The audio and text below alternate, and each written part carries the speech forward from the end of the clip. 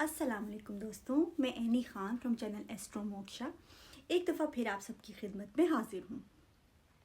दोस्तों, आज हम बात करेंगे उन हाउसेस की जिनसे यूजुअली लोग बहुत ज़्यादा डरते हैं। 6, 8 एंड 12 हाउस इन एस्ट्रोलॉजी। तो 6 हाउस जो है, आप ये समझे कि हर हाउस एक्चुअली अपने अंदर एक एनर्जी रखता है, ठीक है। और उस एनर्जी को प्ले ज़रूर होना होता है, उस एनर्जी को ज़रूर यूज़ होना होता है, ठीक है। जैसे 6 हाउस है तो 6 हाउस सेवा का हाउस भी है, खिदमत का हाउस है, बीमारी का हाउस है। तो उस हाउस की अपनी एक एनर्जी है। अब एनर्जी उसकी जो यूज़ होगी, अगर आपके घर कोई बुज़ुर्ग है, कोई बच्चा है, कोई बीमार है, या आप नर्सिंग होम चले जाते हैं, आप यतीम खाने चले जाते हैं, वहाँ जाके आप जो है वो चैरिटी करते हैं, खिदमत करते हैं, तो 6 हाउस की जो खिदमत की एनर्जी है वो यूज़ होती रहती है। अगर आप इनमें से कुछ भी नहीं कर रहे, आप कोई खिदमत नहीं कर रहे, आप चैरिटी नहीं, आप किसी बीमार की तीमारदारी नहीं कर रहे, तो हाउस ने तो अपनी एनर्जी यूज़ करनी है। आपको बीमारी फेस करनी पड़ सकती है, किसी खुदा न खास्ता बच्चे की, घर में किसी बुजुर्ग की, किसी जवान की अपनी बीमारी। तो आपने 6 हाउस की एनर्जी ने तो अपने आप को यूज़ करना है। उसको आप किस तरह डायरेक्ट करते हैं?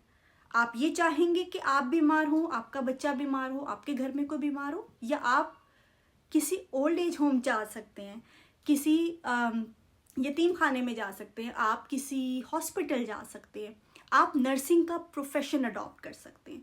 जब आप नर्सिंग के प्रोफेशन में चले जाएंगे तो आपका एवरीडे बीमारों से वास्ता पड़ेगा, आपको खिदमत का मौका मिलेगा, ठीक है, आपको तीमारदारी का मौका मिलेगा। तो वो जो 6 हाउस की एनर्जी है वो वहाँ पे यूज़ होती रहेगी, वो आप तक नहीं आएगी।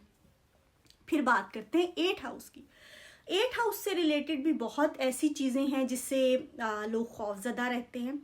उनमें से एक है अनसर्टनिटी, क्योंकि ट्रांसफॉर्मेशन का हाउस है, तो लाइफ में ऐसी चीज़ें होंगी जो अनप्रिडिक्टेबल होंगी। और 8 house is a house of sudden traumatic events and crisis.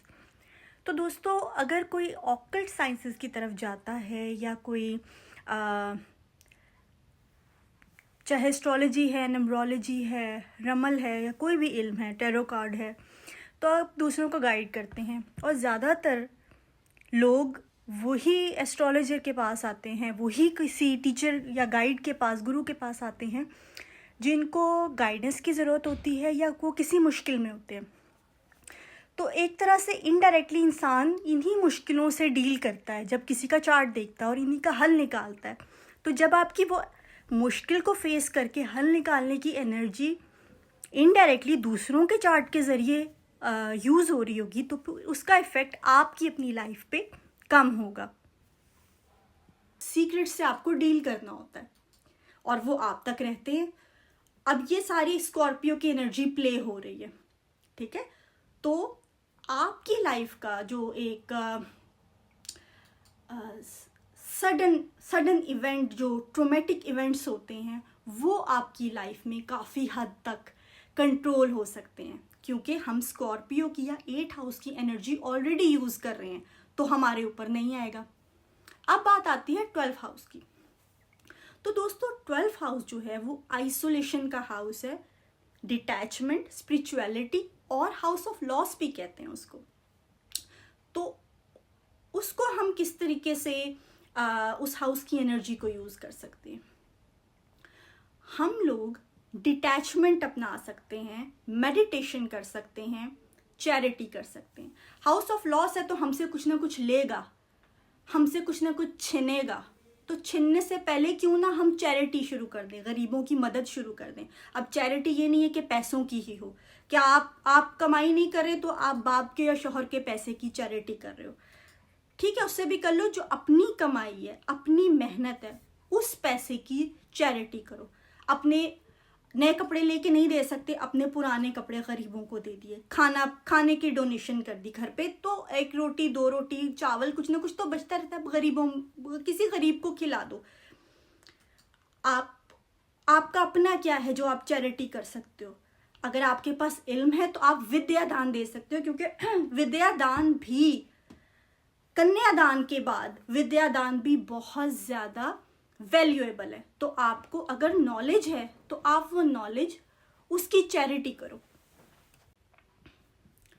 तो दोस्तों, छीनने से पहले जब आप खुद देना शुरू कर दोगे, चैरिटी करना शुरू कर दोगे, खुद डिटैच होना शुरू कर दोगे चीज़ों से, क्योंकि वो डिटैचमेंट का हाउस है, सरेंडर का हाउस है, आइसोलेशन का हाउस है, स्पिरिचुअलिटी का हाउस भी है।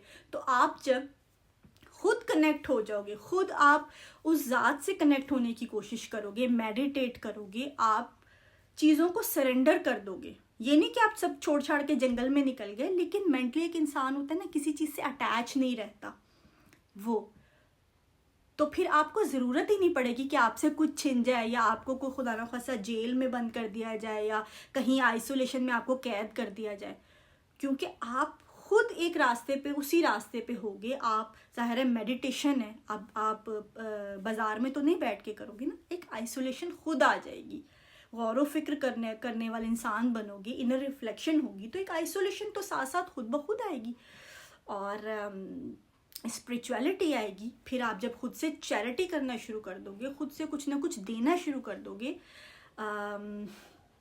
तो छीनेगा कैसे, हाउस ऑफ लॉस कैसे होगा? तो वो एनर्जी यहाँ पे प्ले होती रहेगी। तो इस तरह से दोस्तों 6, 8 एंड 12 हाउस जो है वो, उसकी एनर्जीज को आप यूज़ कर सकते हैं, मैनिपुलेट एक तरह से कह सकते हैं कि कर सकते हैं। तो उसका असर जो है वो आपके ऊपर उस तरह से नहीं होगा। इंशाल्लाह नेक्स्ट किसी वीडियो के साथ आपकी खिदमत में हाजिर होंगी। तब तक के लिए अल्लाह हाफिज़।